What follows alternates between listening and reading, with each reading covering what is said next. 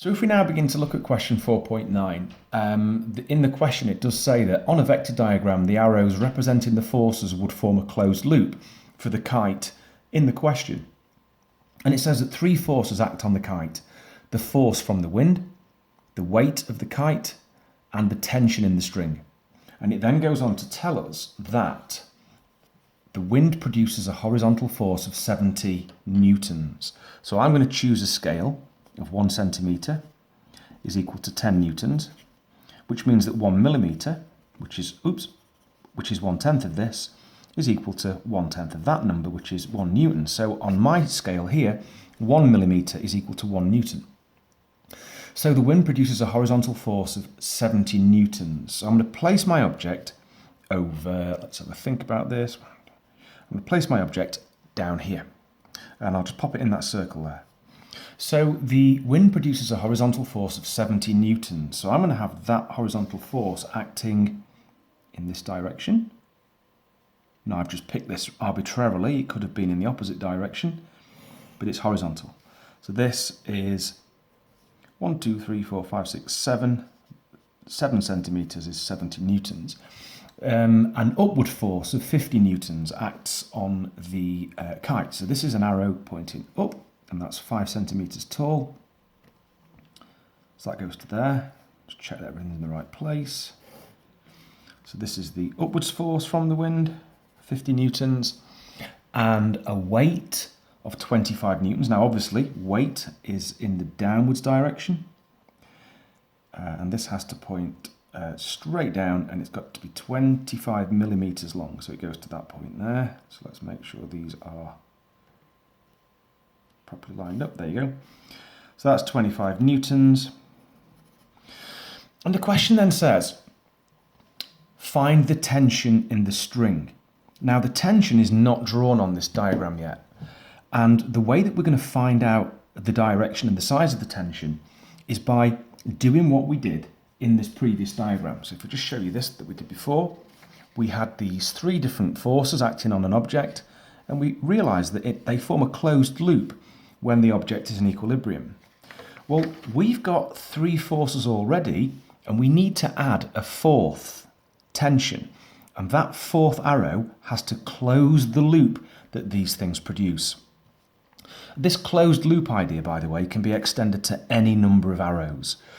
Typically, in questions, it's typically 3 or 4. But you did this, you've done this earlier in school, just with 2 arrows that act in opposite directions.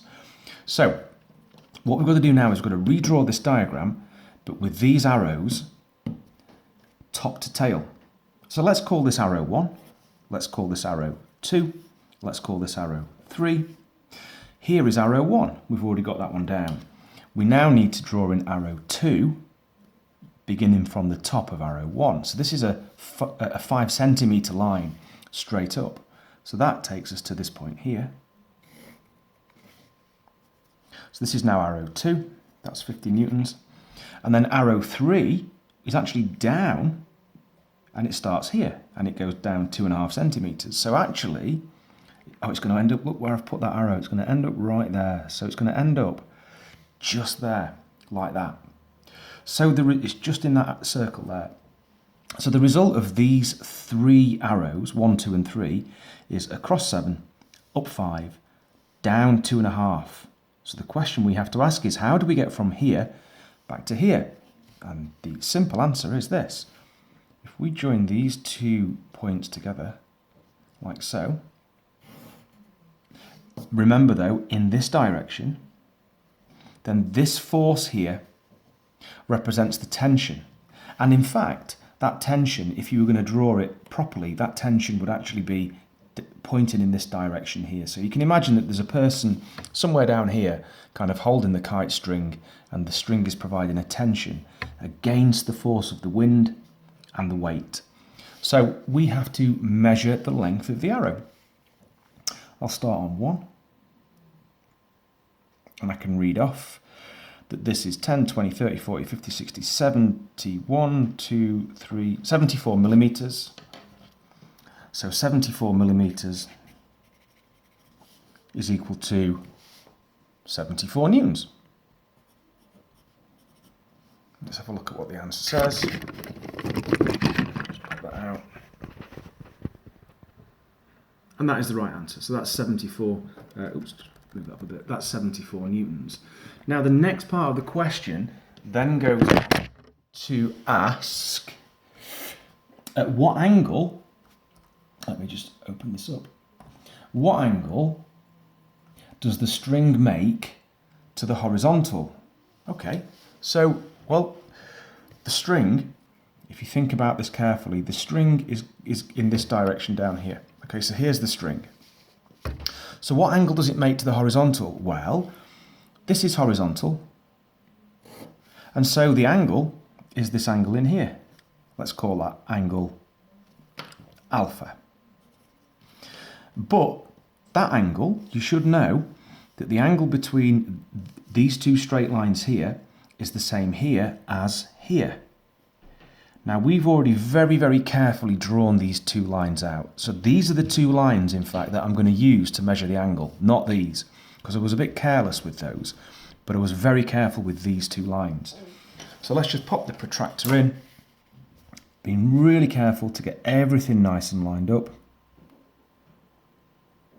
And I read that as 10, wow, what is that, 19 and a bit? It's close. I'm going to call it as, goodness me, that really is very close to 19.5 degrees. So I'm going to say it's 20 degrees. And the question wants the answer to the nearest degree. And so I'm going to type in 20 degrees in here. And that is correct.